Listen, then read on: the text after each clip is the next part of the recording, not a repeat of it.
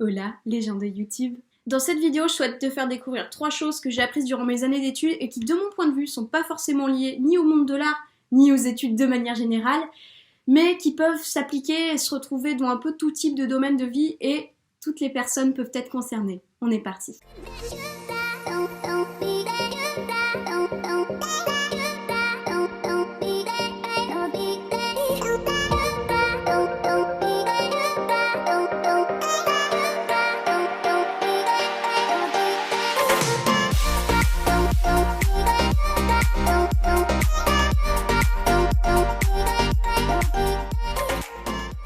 La première chose que j'ai apprise, c'est à s'ouvrir l'esprit sur tout type de pratiques et sur tout type de choses qui nous entourent.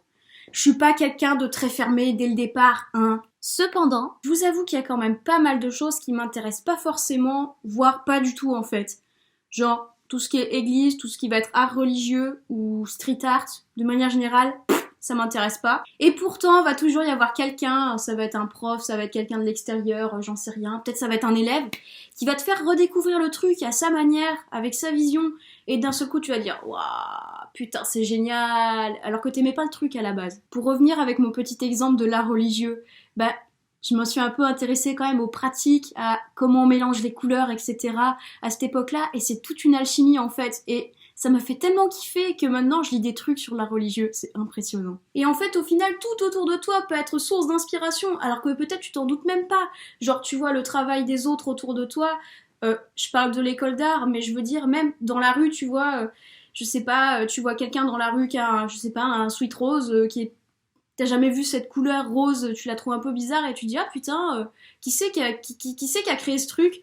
Et peut-être, je sais pas, tu vas aller regarder sur internet, tu vas t'intéresser, enfin, tout peut être source d'inspiration, c'est génial. Pour en revenir plus spécifiquement à l'école d'art, tu vas toujours avoir un prof, il va voir ton travail, il va faire ah, tu connais le travail d'un tel? Et toi, tu te dis ah, non, je connais pas, et tu vas aller regarder, et tu vas faire oh putain, c'est génial.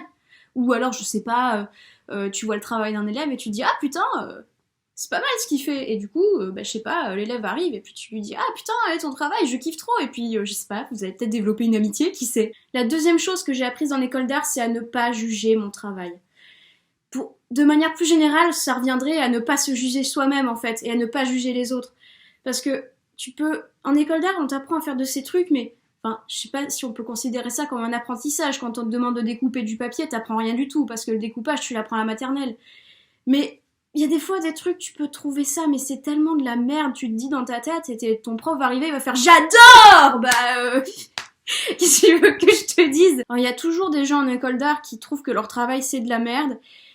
Ils font genre quand ils sont devant les profs, mais une fois qu'ils ont fini, ils te regardent et puis ils font en fait c'était de la merde, non?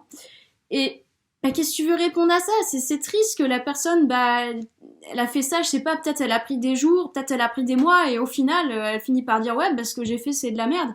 Je suis désolée, mais t'iras pas beaucoup plus loin, quoi, c'est vraiment dommage. N'importe qui autour de toi peut adorer ou détester ton travail, donc t'as juste à essayer de faire des choses qui t'inspirent toi, avec, je sais pas, des couleurs qui t'inspirent toi, un matériau qui t'inspire toi, et construire le truc tout seul. En langage plus psychologique et de manière plus générale, ça reviendrait à te construire toi-même, un peu comme on fait une sculpture, quoi, finalement. C'est, ouais, t'es comme t'es physiquement, peut-être tu vas changer de style, de vêtements, enfin, comme tu veux. De toute façon, il y aura toujours des gens pour juger, et il y aura toujours des gens pour kiffer, alors banco, vas-y, fais-toi plaisir. La première personne qui peut apprendre à s'aimer et à se respecter, c'est toi.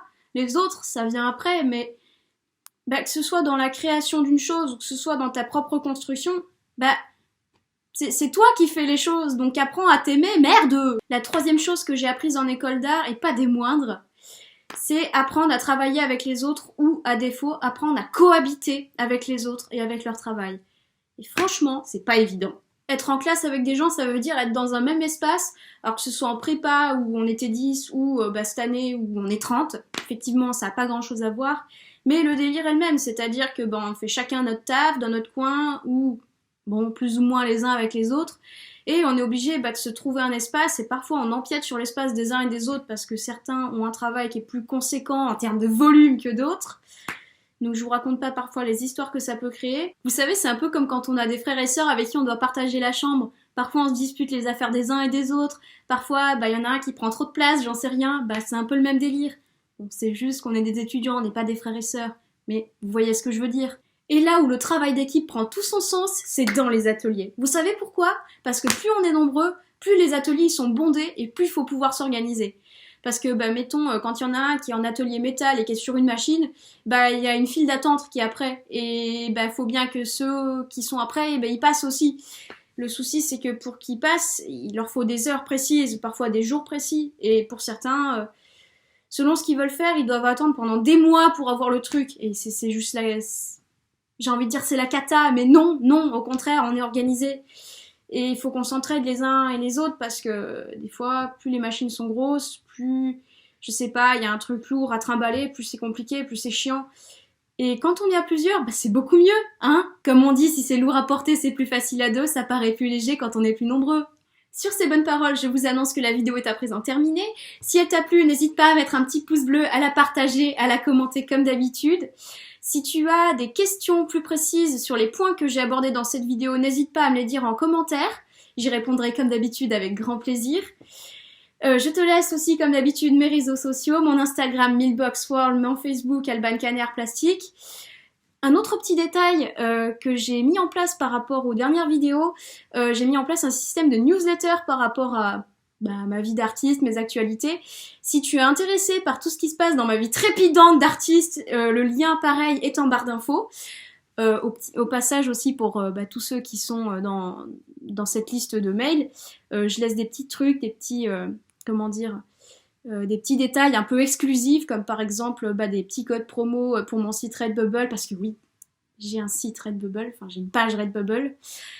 Je laisse aussi de temps en temps des petites réflexions ou des petites ventes exclusives sur mes travaux artistiques, qu'on appelle aussi œuvres, mais aux Beaux-Arts on appelle ça travaux artistiques. Mon outro est un peu trop longue, désolée. Sur ce, je te dis à bientôt et je te fais de gros bisous. Gros cœur sur toi. Ah, mon cœur était super moche!